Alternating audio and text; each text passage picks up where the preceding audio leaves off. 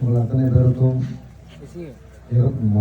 மாலை வணக்கத்தை தெரிவித்துக் கொண்டு வருகிற ஜனவரி 25 முத்தரையர்களின் அரசியல் அதிகார மீட்பு மாநாடு.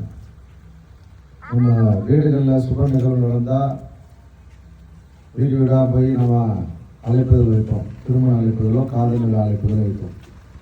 அது ஒரு குடும்பத்தினுடைய சுப நிகழ்வு.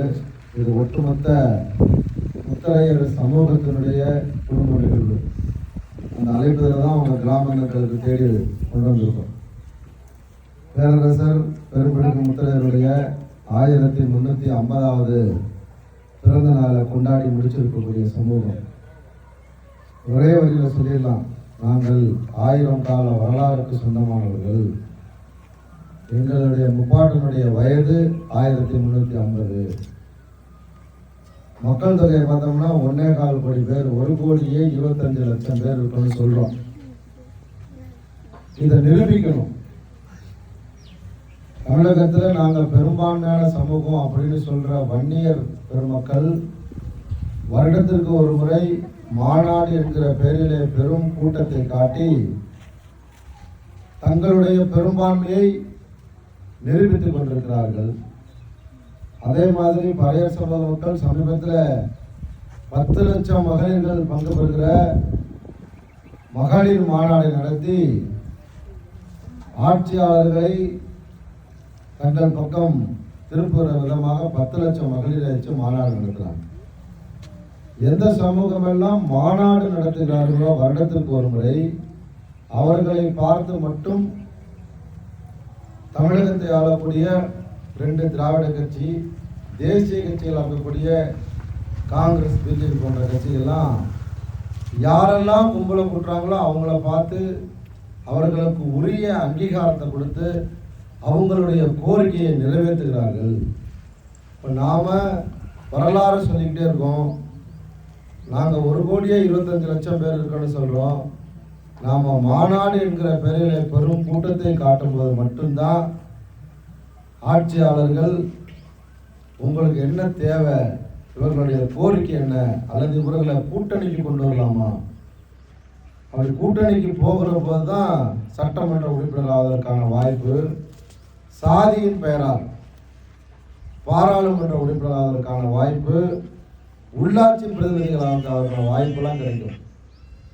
எண்ணிக்கையை நிரூபிக்கணும். அதுக்கு தான் இந்த ஜனவரி 25 முத்தரையர்களின் தலைப்பு பார்த்துக்குங்க, அரசியல் அதிகாரம் மீட்பு மாநாடு.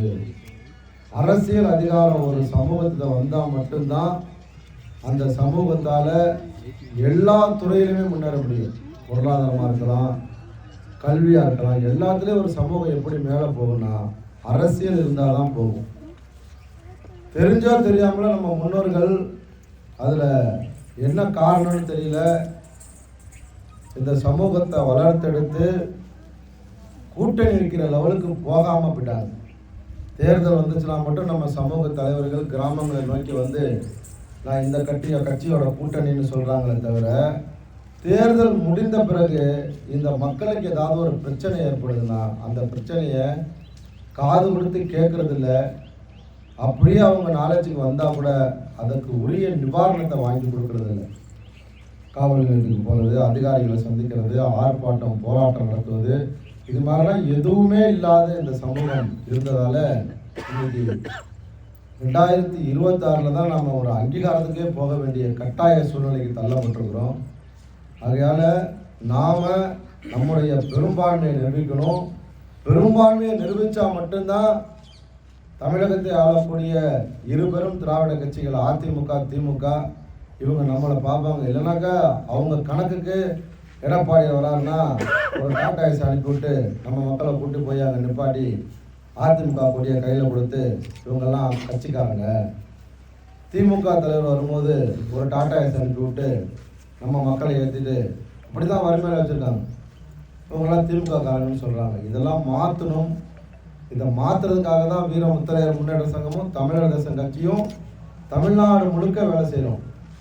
முத்தரையர்னா திருச்சி, அதை தாண்டி தென் தமிழகத்திலும் மதுரை, விருதுநகர், சிவகங்கை, ராமநாதபுரம் இந்த மாவட்டங்களையும் பெரும் எண்ணிக்கையில் இந்த முத்தரையர் சமூகம் இருக்காங்க அப்படிங்கிறத அமைப்பு ரீதியாக வேலை செஞ்சு வீரமுத்திரையர் முன்னேற்ற சங்கமாக மாநாடுகளை நடத்தி தென்னகமே திரளும் வலையர் வாழ்வுரிமை மாநாட்டை நடத்தி நிரூபித்து காட்டியிருக்கோம். நாங்கள் பெரும் எண்ணிக்கையில் உள்ள சமூகம் எங்களுக்கான அரசியல் அங்கீகாரத்தை கொடுக்கணும்னு தொடர்ச்சியாக போராடுறோம். இந்த 2026க்கு பிறகு நமக்கான அரசியல் அதிகாரம் கிடைக்க போது அதுக்கு நீங்களெல்லாம் செய்ய வேண்டியது ஜனவரி 25 ஞாயிற்றுக்கிழமை நீங்கள் திருச்சிக்கு வந்து அந்த மாநாட்டில் கலந்துக்கிட்டால் மட்டும் போதும். மற்ற விஷயங்கள் எல்லாம் நாங்கள் பார்த்துப்போம். உரிய அங்கீகாரத்தை நாங்கள் வாங்கி கொடுப்போம். நம்ம பகுதியில் கூட்டணியில் நம்ம தம்பிங்க ஒன்றிய கவுன்சிலராகவோ பஞ்சாயத்து தலைவராகவோ நிற்க வேண்டிய சூழல் வரும்.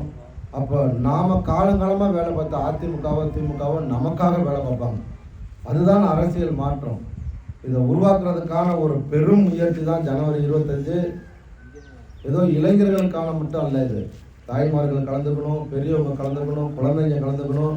இது ஒரு முத்தரையர் சமுதாயத்தினுடைய குடும்ப விழாவாக அங்கே நடக்கணும் அப்படின்னு நம்ம விருப்பப்படுறோம். அந்த விருப்பத்தை நிறைவேற்றுற கடமை உங்கள்கிட்ட இருக்குது.